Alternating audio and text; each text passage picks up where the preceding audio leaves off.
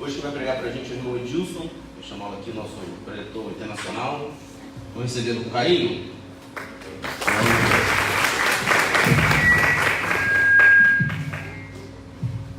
Vamos orar? Senhor, muito obrigado, Pai, pela vida do Edilson, tanto tem nos ajudado, servido a tua igreja, Pai. Só possa usá-lo nesse momento, para a glória do teu nome.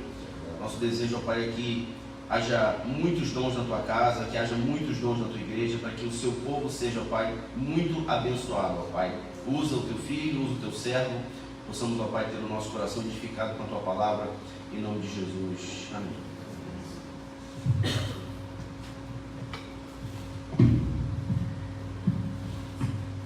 Deixa eu ver se eu me acerto aqui com o microfone. Da última vez não foi. Som? Acho que agora tá bom, né? Da última vez não foi muito legal, não. Queridos, bom dia. É muito bom estar aqui servindo a igreja nessa manhã através da pregação da sua palavra. Eu tenho crescido com isso, eu tenho tentado me instrumentalizar. Não sou um pregador, mas tenho buscado conhecer a palavra de Deus, entendê-la e, junto com vocês, compartilhar dela. Brincaram que hoje eu cheguei um pouco mais tarde, eu não vim para a limpeza da igreja, estou sentindo que está surgindo um certo problema de relacionamento, né? A gente depois tem que resolver isso. Brincadeira. Queridos, nós então entramos na semana em que nós celebraremos a Páscoa. É a data mais importante do calendário cristão, certo? A ressurreição do Senhor Jesus e a promessa da nossa ressurreição um dia com Ele são, na verdade, o pilar, se constituem no diferencial da nossa fé em relação ao que creem outros grupos religiosos.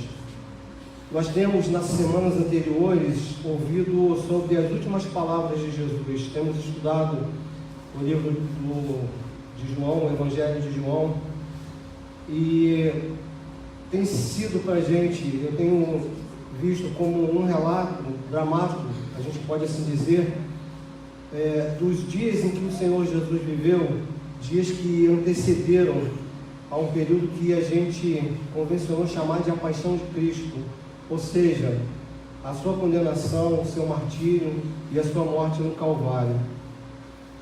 Há um consenso entre os estudiosos de que esse sermão, registrado no capítulo 15, no capítulo 16, ele ocorreu na última ceia, na noite, portanto, em que o Senhor Jesus foi traído. Trata-se de um sermão contínuo. A gente fragmenta na pregação, mas é um sermão único, que não tem intervalos. E essas palavras que nós vamos ver hoje aqui, do Senhor Jesus aos seus discípulos, portanto, são de orientações finais e também de despedida. O Senhor está abraçando a sua morte, o seu sacrifício para a nossa redenção. Então essas palavras são as últimas palavras que Ele deixa aos seus discípulos antes de enfrentar o Calvário, a sua dor, o seu sofrimento.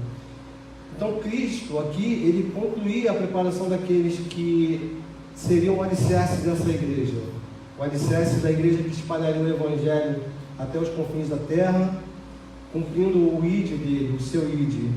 E através desses discípulos, desses homens que abraçaram a fé cristã, é que o Evangelho chegou até nós. Se eles tivessem fracassado nessa missão, nesse propósito, talvez o que fosse de nós hoje? Como que essa palavra, como que o Evangelho de Cristo teria chegado até nós? No texto de hoje, o mestre, então, ele fala aos seus discípulos, mas ele não fala só aos seus discípulos lá, ele fala a nós. Portanto, eu peço a vocês, fiquem atentos. O Senhor quer falar conosco. O Senhor quer falar conosco nessa manhã sobre o seu amor, sobre a amizade, na perspectiva da vida sacrificial. Este texto ele reforça, portanto, o amor e a amizade como valores divinos, valores muito importantes para Deus, muito importantes para Jesus Cristo. Na verdade, esse texto é um chamamento ao nosso dever de priorizar a prática do amor fraternal, onde Cristo deve ser o modelo exemplar na nossa jornada. O texto que vamos ler, portanto, está em João, Evangelho de João, capítulo 15. Peço que vocês abram suas Bíblias. Nós vamos ler do verso 12 até o verso 17. João, capítulo 15, dos versos 12 ao verso 17.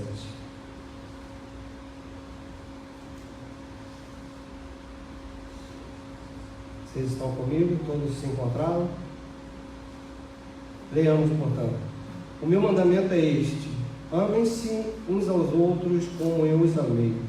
Ninguém tem maior amor do que aquele que dá a sua vida pelos seus amigos. Vocês serão meus amigos se fizerem o que lhes ordeno. Já não os chamo servos, porque o servo não sabe o que o seu Senhor faz.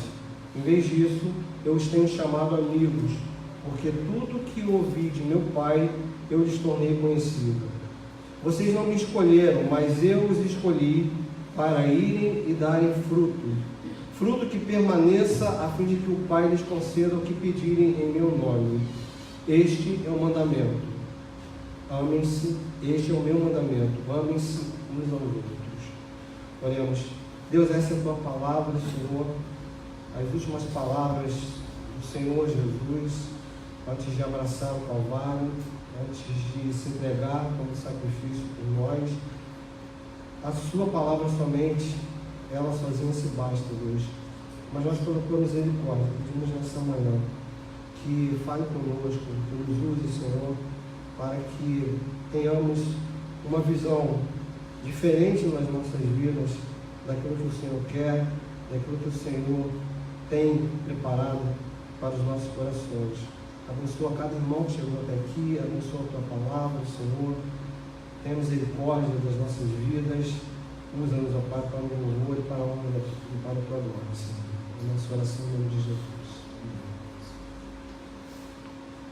Então, queridos, esses versículos que acabamos de ler, eles apontam para uma ampliação do mandamento que já está registrado lá em João, no capítulo 13, no verso 34, que é o seguinte: Jesus havia falado: um novo mandamento lhes dou, amem-se uns aos outros, como eu os amei, vocês devem amar-se uns aos outros. Na verdade, é a repetição do verso 17 e do verso 12 do capítulo 15 que nós lemos. Mas nesse capítulo 15, há então uma ampliação desse mandamento. Perceba que o Senhor, ele inicia e encerra a sua frase com esta recomendação: amem-se. Há alguma condição imposta aqui pelo Senhor? Não, nenhuma condição. Ele simplesmente diz: amem-se. Vejamos lá os versos 12 e 13 do capítulo 15. O meu mandamento é este: amem-se uns aos outros como eu os amei. Ninguém tem maior amor do que aquele que dá a sua vida pelos seus amigos. Este amor, portanto, ganha aqui, nesse capítulo, uma abrangência muito maior. Jesus está falando que existe um amor maior que é capaz de fazer alguém dar a sua vida por outro, dar a sua vida pelos seus amigos. Ele, em tese, está falando de si mesmo, daquilo que ele faria em breve pelos seus discípulos e pela humanidade. E esta é a base do cristianismo. Cristo morre substitutivamente pelos seus discípulos, a quem ele chama de amigos.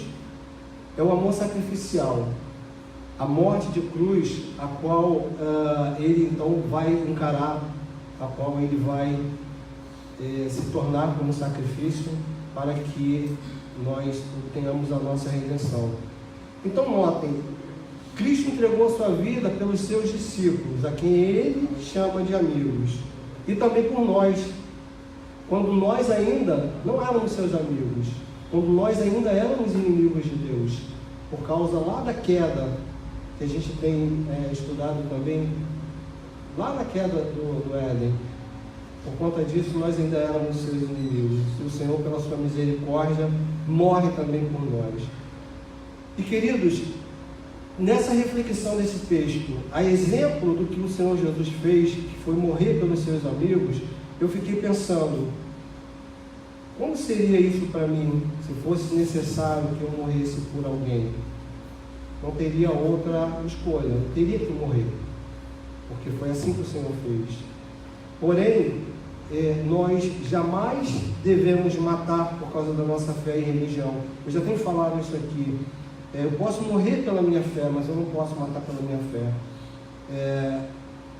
Nós então jamais mataríamos por causa da nossa fé e da nossa religião, como fizeram com o Senhor Jesus. O Senhor Jesus foi morto por causa de toda uma estrutura que existia de religiosidade misturada com poder. Na verdade não existia uma divisão, mas o Senhor Jesus ele foi entregue à cruz por causa da ameaça que ele se constituía àquele status quo religioso e também governamental. O Senhor Jesus, ele jamais pregou a violência. Inclusive, ele repreendeu Pedro na noite da traição, inclusive porque Pedro havia tirado a sua espada da sua bainha para ferir um soldado romano. Então, ainda que você, ainda que eu, nós não morramos por alguém, há muitas outras maneiras da gente exercer esse amor sacrificial. Que maneiras são essas? Seja orando, seja ajudando alguém, seja simplesmente ouvindo o desabafo, as aflições de alguém que precisa falar, seja contribuindo financeiramente em alguma necessidade que alguém que você conheça tenha. E então, queridos, na contramão dessa teologia da prosperidade, desse triunfalismo que infectua tantos, nós temos que entender que nós estamos sujeitos, sim, assim como o Senhor Jesus, à morte, por amarmos a Deus, por sermos fiéis a Deus, por amarmos os nossos irmãos, por amarmos o nosso próximo. E não fosse assim, Isaías não teria sido partido ao meio. Se não fosse assim, o Estevão, ele não seria apedrejado. Se não fosse assim, Pedro não teria sido crucificado de ponta cabeça. Se não fosse assim, Paulo não teria sido decapitado. Todos eles, homens fiéis a Deus, amavam a Deus, foram mortos por esse amor a Deus. E como disse o pastor Rodrigo Diniz na semana passada, na sua pregação, ainda sobre esse tema, sobre esse livro, ele disse que Jesus está orientando os seus discípulos a demonstrarem o seu amor a Deus por obediência, porque a obediência é a representação do amor a Deus. Aí você deve estar pensando agora assim: eu sou um discípulo, sim, eu quero amar, mas é tão difícil amar incondicionalmente. Aí eu respondo para você: verdade, você está certo, você está certo, não é fácil. E ainda é muito mais difícil para nós cristãos ocidentais admitir a possibilidade de um amor que sacrifica a própria vida. Então, queridos, amar os irmãos que nós vemos aqui nos domingos ou às quintas-feiras, arrumadinhos e com perfumes lá eu não posso falar o nome, não posso fazer propaganda. Vamos lá, os irmãos arrumadinhos e perfumados e cheirosos é fácil. Mas pensem comigo, pensem no mendigo, pensem no morador de rua, cujo único perfume é o ranço de vários meses sem banho. Pense naquela pessoa que te magoou, naquela pessoa que te traiu, que te decepcionou, que te puxou o tapete ou que simplesmente você soube que falou mal de você. Pense naquele homem, naquela mulher que nesta semana você viu jogado na rua à plena luz do dia. Pense também, agora nessa hora, na pessoa mais pecadora que você conheça, além de você. Pense nessa pessoa. Pois então, o Senhor nos ensina que são essas pessoas que Ele deseja que sejam os sujeitos e os objetos do nosso amor. É para elas quem nós devemos direcionar o nosso amor. É para elas para quem nós devemos dedicar um tempo precioso da nossa vida. Então, nós viemos aqui, nós nos fortalecemos, nós nos alimentamos, mas é para que lá fora a gente seja aqueles que vão expandir, os embaixadores desse amor que o Senhor pede que a gente tenha aqui nesse capítulo 15 de João. E aí a gente analisa quantas manchetes de jornais que a gente tem visto, que a gente tem lido, de pessoas que na violência urbana muitas vezes entregam as suas vidas para defender a vida de terceiros. Talvez muitas delas nem cristãs sejam. E isso, querido, aumenta exponencialmente a nossa responsabilidade diante dessa sociedade, né, uma sociedade como a nossa, decaída, de valores subvertidos, de pessoas perdidas, uma sociedade cada vez mais secular e cada vez mais distante de Deus. Quando você ouve falar de que uma pessoa morreu porque tentou salvar outra pessoa, isso para a gente como cristão deve ter uma importância muito grande. A gente deve rever o nosso papel. Talvez a nossa palavra, talvez a nossa posição, talvez a nossa omissão, muitas vezes, ela tenha um peso muito grande, né? Talvez a omissão tenha um peso maior. Talvez a omissão do cristão no mundo de hoje tenha levado muitas pessoas à morte.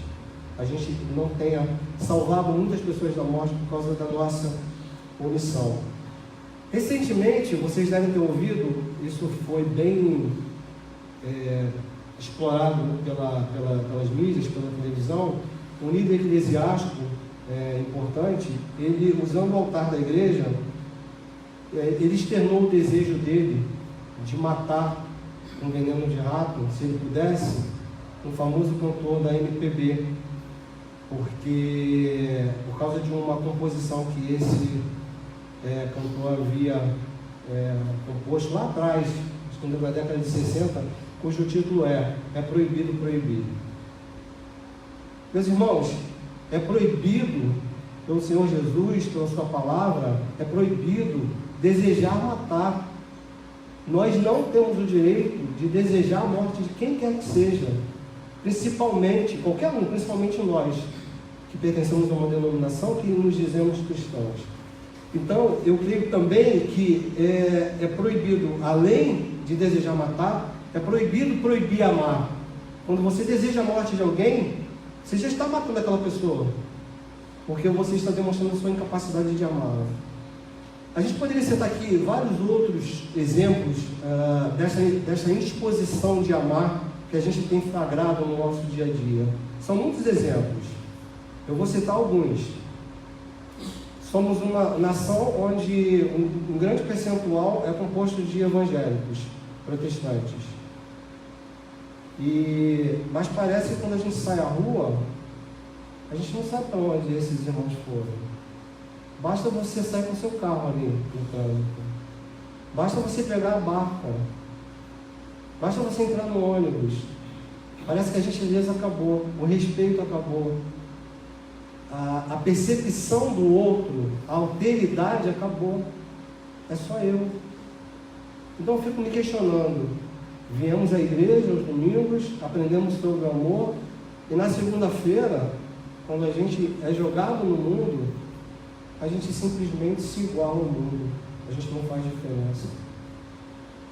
Mas eu prefiro pensar, queridos, que se nós somos discípulos dele, nós não podemos falhar na obediência deste mandamento.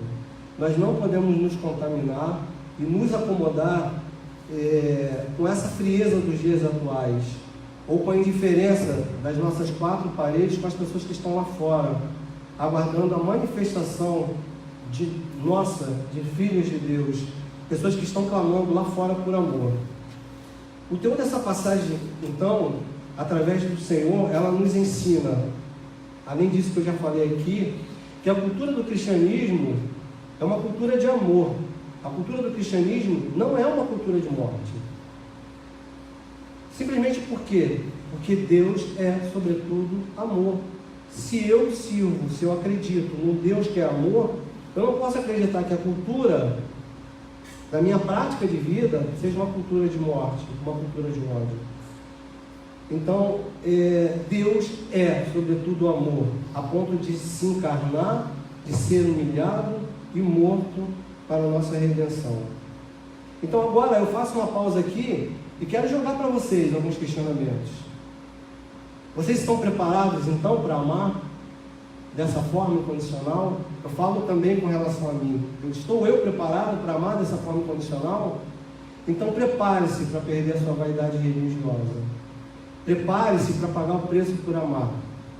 Porque talvez, por demonstrar o seu amor em ação a um viciado, a um bêbado, a uma prostituta ou a um homossexual, o mundo te confunda como um deles.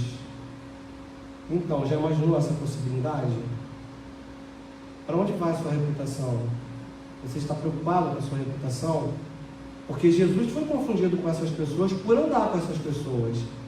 Não por ser igual a elas, mas por amor, alcançá-las através do seu contato com elas. Uma pausa para a água aqui. Tá fugindo.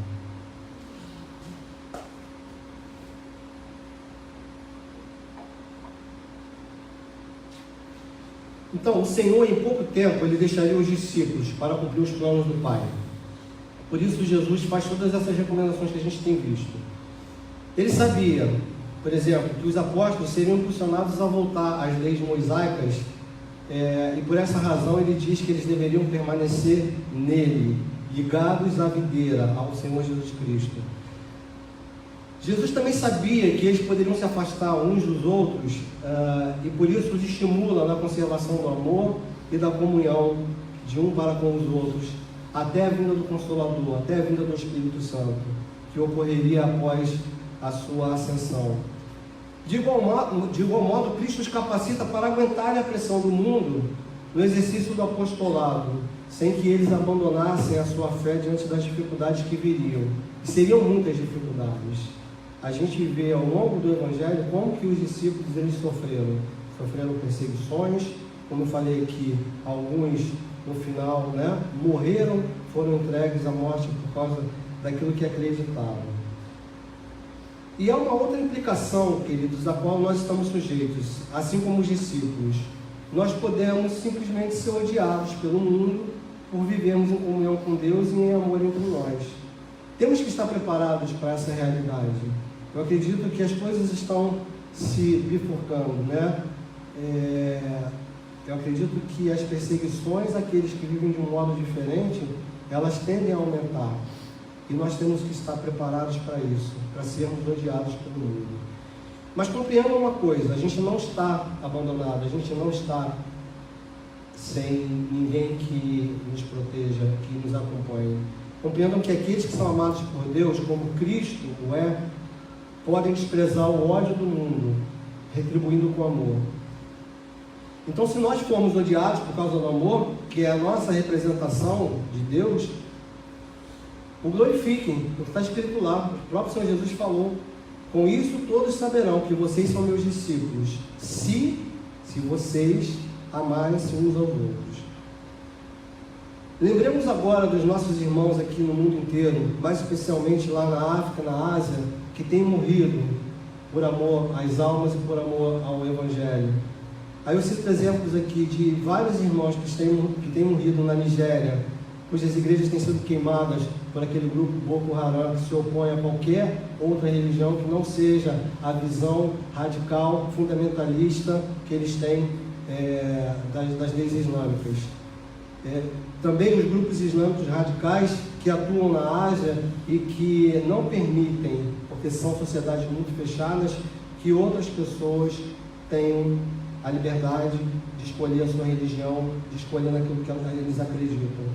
A gente não tem ideia de quantos missionários têm sido mortos nas mãos desses grupos e desses países que não vivem democraticamente e não têm a liberdade religiosa como um valor importante. E aí eu volto novamente para a nossa reflexão. E você tem vivido um evangelho legalista? Você tem exercido a graça na vida dos outros com quem você se relaciona? Você tem buscado crescer em comunhão e amor com os seus irmãos, com a sua comunidade de fé, estabelecendo relacionamentos saudáveis? Ou você tem sucumbido diante das dificuldades, pensando inclusive em abandonar a sua fé? E a gente segue aqui nos versos 14 e 15, quando o Senhor ele aprofunda essa ideia desse amor sacrificial. Verso 14: vocês serão meus amigos se fizerem o que lhes ordeno. Já não os chamo servos, porque o servo não sabe o que o seu senhor faz. Em vez disso, eu os tenho chamado amigos, porque tudo que ouvi de meu Pai, eu lhes tornei conhecido. Então, na perspectiva de Jesus, aqueles que cumprem o dever de servos, eles são aceitos e elevados à categoria de amigos, amigos dele, amigos de Deus. Essa terminologia aqui do verso 15, mestre, servo, filho e pai, descreve de maneira bastante clara o relacionamento do crente com Cristo e com o Pai. Mas salta aos nossos olhos aqui a profundidade de Cristo, que é marcante, ao chamar os seus discípulos de amigos, porque isso é um sinal claro de que o Senhor ele quer mutualidade, de que ele quer amor, de que ele quer proximidade com os seus discípulos e conosco também. Então Jesus aqui ele nos une a um grupo onde primeiro fez parte Abraão, que lá em Isaías 48 foi chamado por Deus de amigo. Todos nós agora somos convidados a sermos amigos de Deus. E essa amizade com Deus, a gente vê que fica claro aqui, vem porque o Senhor diz que Ele considera amigos aqueles que fizerem o que Ele ordena. Então essa amizade com Deus vem pela obediência. Quer ser amigo de Deus? Obedeçam. Porque Cristo verdadeiramente amou os seus discípulos. Ele andava com eles, partilhava o alimento com eles, conhecia então de perto as suas aflições e as suas preocupações diárias, as suas preocupações humanas. Jesus era aberto na sua comunicação com aqueles homens ao falar da sua vontade, ao falar do seu pensamento, ainda que eles, muitas vezes, pela sua ignorância espiritual ou pela sua imaturidade espiritual, ainda não entendessem o que o Senhor Jesus falava. A gente vê isso muito claramente nos evangelhos. E é importante a gente ter em mente o seguinte: naquela época, os discípulos de um rabino, de um mestre, eles, na verdade, eles eram considerados como servos. E o Senhor Jesus aqui faz uma ruptura. Ele quebra esse paradigma. Os discípulos, então, na prática, eles já não eram mais os servos que serviam ao mestre, né? E a eles o Senhor declarou as coisas concernentes à redenção do homem, para que eles, através desse conhecimento, pudessem levar esse conhecimento a respeito de tudo que aconteceria a outras pessoas. Então o Senhor ele modifica essa forma de se relacionar. Então vamos parar agora, irmãos, e refletir acerca disso, do privilégio de ter Deus como amigo. E aí é um questionamento meu: que Deus é esse que nos liberta do jugo do pecado, nos liberta da escravidão da ignorância espiritual, nos prepara a morada no céu e ainda quer ser nosso amigo, ainda nos chama de amigos? Esse é um Deus que nos chama a um relacionamento pessoal com Ele. E muito interessante pontuar aqui que naquela época a religião judaica ela era uma das poucas que havia adotado o monoteísmo, havia um só Deus. Mas esse Deus da religião judaica era um Deus que talvez não tivesse esse relacionamento próximo com o homem.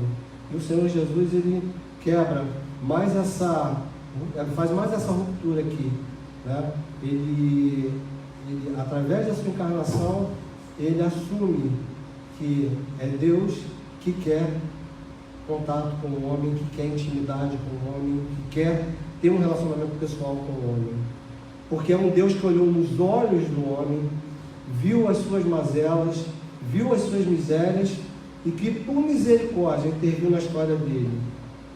Se assim não fosse, nós estaríamos irremediavelmente perdidos. Se o Senhor não tivesse intervido na história, nós estaríamos irremediavelmente perdidos. Eu gostaria de compartilhar com vocês aqui algo que demonstra muito claramente esse caráter amistoso do Senhor Jesus. Há uma cena de um filme que eu vi há pouco tempo, é uma ficção cujo título é A Ressurreição. E é muito interessante porque o filme ele roda em torno da história daquele centurião que teria apunhalado o Senhor Jesus no seu lado. E esse centurião, ele, após a morte de Jesus, ele vai atrás dos discípulos para caçar os discípulos e prendê-los. Mas aí acontece que ele chega no local onde os discípulos estão reunidos, exatamente no momento em que o Senhor Jesus, ao ressuscitar, aparece aos discípulos. Imagine então o susto que essa autoridade romana leva ao olhar para Jesus e descobrir que aquele Jesus ressurreto é o mesmo Jesus a quem ele apunhalou na cruz. E aí o filme mostra todo o drama daquele homem. Ele sai correndo dali e ele passa dias e aquelas imagens vêm à sua cabeça, a imagem do Senhor ressurreto, falando, em direção aos seus discípulos, e a imagem dele apunhalando o Senhor na cruz, já praticamente morto. E aí aquilo não toma conta do seu coração e ele resolve procurar Pedro e o grupo de Pedro para acompanhá-los. E aí a cena que assim marca muito para mim, mostra esse caráter de Jesus indo em direção ao homem. Jesus foi em direção àquele que o apunhalou na cruz com a sua espada. Numa noite o Senhor Jesus vai visitar os seus discípulos numa montanha e esse soldado romano está lá. E depois, quando todos os discípulos estão dormindo, eles iniciam uma conversa. Esse soldado, então, muito tímido, envergonhado, até com certo medo, começa a ouvir o Senhor Jesus. Mas há uma frase muito interessante que ele diz poucos dias antes, que demonstra essa agonia que ele sentia, porque ele era alguém que sempre matava, e ele estava cansado dessa realidade de morte. Ele havia dito dias antes que a única coisa que ele queria era um dia sem morte. Aí o Senhor Jesus começa a conversar com ele começa a timidamente falar com o Senhor Jesus, e Jesus vai diretamente no ponto, pergunta para ele: qual é o desejo do seu coração? Aí antes que ele responda, o Senhor Jesus, que não é esse Jesus que a gente está acostumado a ver, esse Jesus criado pela burguesia, a imagem e semelhança da burguesia, aquele Jesus com aquelas características de alguém mesmo que vivia na Palestina, ele abre um sorriso fora e responde para o soldado romano: o desejo do teu coração é um dia sem morte. Aí esse soldado, ele ali naquela hora, ele entende que ele estava falando com Deus. E quem poderia saber de algo que ele havia falado se ele não havia falado para Jesus? Então, queridos, esse é o Deus que se importa com o desejo do nosso coração. Esse é o Deus que quer ser o seu amigo, quer ser o amigo do homem, amigo da humanidade. E outro aspecto também que a gente pode tirar desse versículo é um aspecto até prático para nossas vidas, de aprendizagem para nós cristãos. A partir dessa atitude do Senhor Jesus, de se ver como nossos amigos, fica uma reflexão para nós da nossa relação com as pessoas que de alguma forma nos servem no nosso dia a dia. Seja aquela pessoa que te serve na sua casa, que te serve na tua escola, que te serve no teu trabalho. Como que a gente tem olhado para essas pessoas? A gente tem olhado para elas com o olhar de Jesus? Nós as temos tratado com a dignidade humana que elas merecem? Ou nós temos nos limitado a vê-las e aceitá-las nos seus papéis utilitários para a nossa vida? Acompanhe comigo agora o verso 16. O Senhor diz assim: vocês não me escolheram, mas eu os escolhi para irem e darem fruto que permaneça, a fim de que o Pai lhes conceda o que pedirem em meu nome. Então fica claro que a razão do amor de Cristo pelos seus discípulos reside no fato dele ter tido uma experiência com esses homens, de ter vivido com esses homens, de ter escolhido esses homens para que caminhassem com ele. Jesus os escolheu para que eles pudessem andar com ele pelas ruas empoeiradas da Palestina. Ele escolheu os 12 para dar continuidade à missão da igreja após a sua partida desse mundo. Então era costume entre os judeus que os discípulos escolhessem os seus próprios mestres. Mas o Senhor Jesus aqui, mais uma vez, ele quebra o paradigma. E ele é quem vai àqueles homens e que os escolhe e que os comissiona. Ele é que vai àqueles homens e toma a iniciativa de buscá-los. Portanto, eles foram comissionados para frutificar. O Senhor nos chamou e os chamou não para a paralisia, mas para serem úteis a Deus, para ganharem as nações a obediência de Cristo. Então, não há fruto sem trabalho árduo. Vocês aqui, alguém já viu um pomar que dê frutos sem que alguém tenha trabalhado, sem que alguém tenha cuidado da terra? Seria muito bom isso, mas não é assim. Um pomar dá frutos, alguém tem que ter trabalhado a terra, ter arado a terra.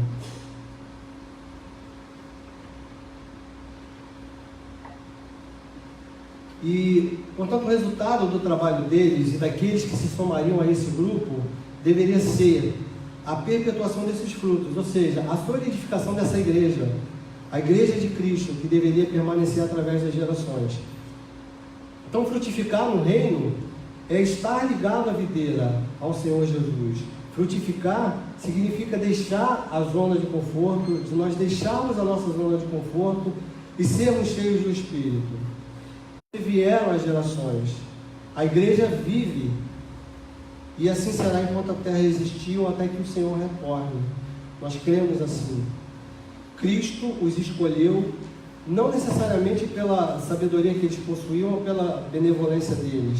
Vocês sabem que os discípulos, na sua maioria, eram homens simples, de origem humilde, sem muito conhecimento, eram homens indoutos, mas que foram homens que deixaram sermões, que deixaram escritos que foram transmitidos a nós e que hoje nos ensinam e nos edificam.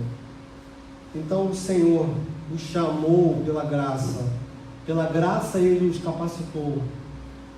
Não foi assim conosco? Pense você, pense na sua experiência com o Senhor Jesus. Pense lá atrás, como você era ignorante do conhecimento de Deus e das suas Escrituras. Não tem sido assim, Deus não tem chamado, e a quem Ele tem chamado, Ele tem capacitado, e Ele continua a agir dessa forma. Quem diria que Pedro, um pescador rude, e Pedro é a personalidade assim, talvez mais paradoxal do Evangelho, pela sua força, pela sua intempestividade, Pedro, ele numa pregação em defesa do Evangelho, ele como pescador pregou, e numa pregação que ele fez, mais de 3.000 pessoas vieram a se converter. Então Deus escolhe, Deus capacita. A segunda parte do versículo, que diz que a fim de que o Pai lhes conceda o que pedirem em meu nome, na verdade refere-se a quaisquer dons que aqueles discípulos precisariam para continuar a sua missão. Então, o Pai pode atender os seus pedidos para ajudá-los a realizar a missão que eles haviam recebido de Deus. Caminhando aqui para o último versículo, quando o Senhor fecha a sua fala aqui, então, desse trecho, ele diz: este é o meu mandamento, amem-se uns aos outros. Pode parecer que ao final dessa passagem, Jesus daria outras várias incumbências aos seus discípulos, mas não, ele cita somente esta, que amem-se uns aos outros. E por que o Senhor faz isso? Porque isso era o básico. Amar, a atitude de amar, já teria uma influência sobremaneira em todas as outras demais atitudes que esses discípulos teriam que tomar. O amor seria o propulsor de todas as demais atitudes que eles necessitariam nessa sua caminhada. E também porque os discípulos, então, eles seriam enviados ao mundo que os desprezava. Não foi fácil a trajetória dos discípulos. Eles enfrentaram um mundo que os desprezava, que os odiava. E o que poderia mantê-los unidos, o que poderia mantê-los sustentados para essa missão? O amor de uns para com os outros. E queridos, nós estamos numa missão. E para essa missão a gente necessita do amor, do apoio e do ombro do outro. Cada um que está aqui precisa do amor, do apoio e do ombro do outro irmão. E aí a gente vai concluir aqui com algumas questões ainda. A partir dessas declarações diretas de Jesus, neste texto, fica claro para a gente, primeiro que a nossa prioridade maior é, pelas palavras de Jesus, amar uns aos outros. A partir daí tudo acontece. Então a minha prioridade, se eu não amo meu irmão, não pode ser pregar. A minha prioridade não pode ser servir na cantina se antes eu não amar o meu irmão. A minha prioridade não pode ser ficar no som ou fazer qualquer coisa na casa de Deus se eu não amo o meu irmão. A nossa prioridade, número 1, palavras do Senhor Jesus, não sou eu que estou dizendo. A nossa prioridade número 1 é amar uns aos outros. O segundo ensinamento que a gente tem nesse texto, a qualidade deste amor deve ser a mesma do amor com que Cristo nos amou. A qualidade do meu amor deve espelhar a mesma qualidade do amor que Cristo tem por mim. Isso faz toda a diferença. Eu não posso amar pela metade. Por isso a gente fala de amor incondicional. Porque o amor do Senhor Jesus foi um amor incondicional. Ele entregou a sua vida. Estamos dispostos a amar incondicionalmente?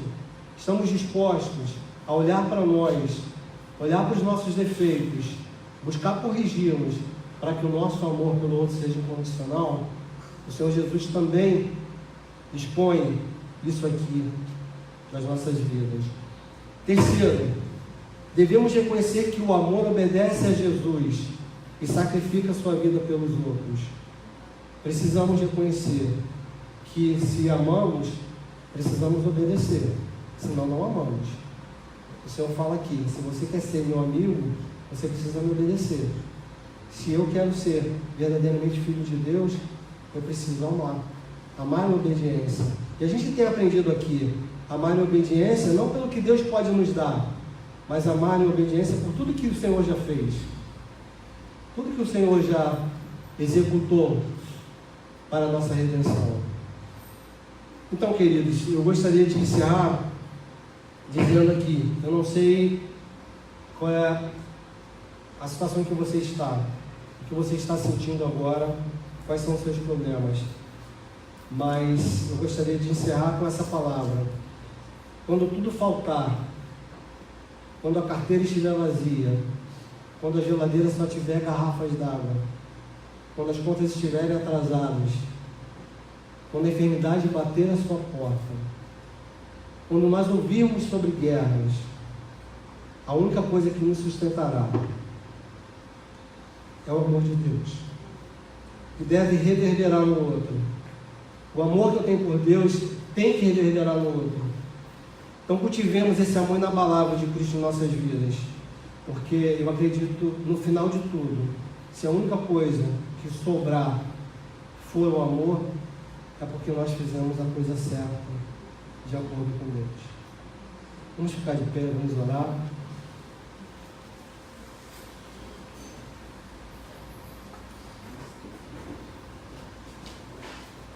Senhor, nessa manhã, Deus, aprendemos de Ti.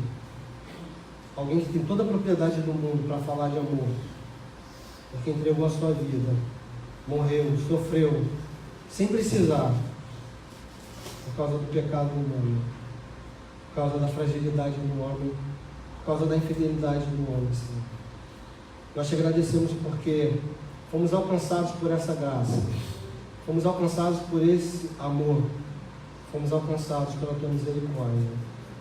Mas temos ainda, Deus, nós admitimos isso, temos um longo caminho à frente para estabelecer o amor que o Senhor deseja além de estabelecer nos nossos corações, estabelecer esse amor onde quer que estejamos, estabelecer o amor do Senhor na rua, para aquelas pessoas marginalizadas, que há muito tempo não recebem um abraço, não recebem um aperto de mão por causa da sua condição, por aquelas pessoas que sofrem porque as suas famílias as abandonaram.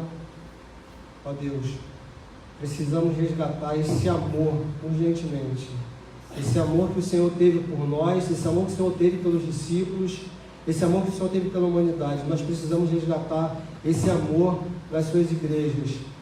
Precisamos resgatar esse amor que resgata vidas das sarjetas, Senhor. Nós te pedimos isso, que o Senhor nos capacite, que o Senhor tire todos os impedimentos do nosso coração, todos os preconceitos, todo o medo pela nossa reputação, ainda que sejamos vistos como um deles, Senhor, se for para que eles sejam resgatados das mãos do diabo, Senhor. Nós queremos essa missão, nós queremos abraçar esse amor com que o Senhor nos abraçou. Fica conosco, Deus, preenche em nossos corações aquilo que ainda precisa mudar em nós. Tenha misericórdia de nós, tenha misericórdia da sua igreja, tenha misericórdia desse país e dos cristãos, Senhor Deus, nominais ou não, que vivem nesse país, que vão às igrejas todos os domingos, mas que ainda não entenderam esse amor que o Senhor entregou por nós. Te agradecemos por tudo, te louvamos e te bendizemos. Agradecemos o nome de Jesus.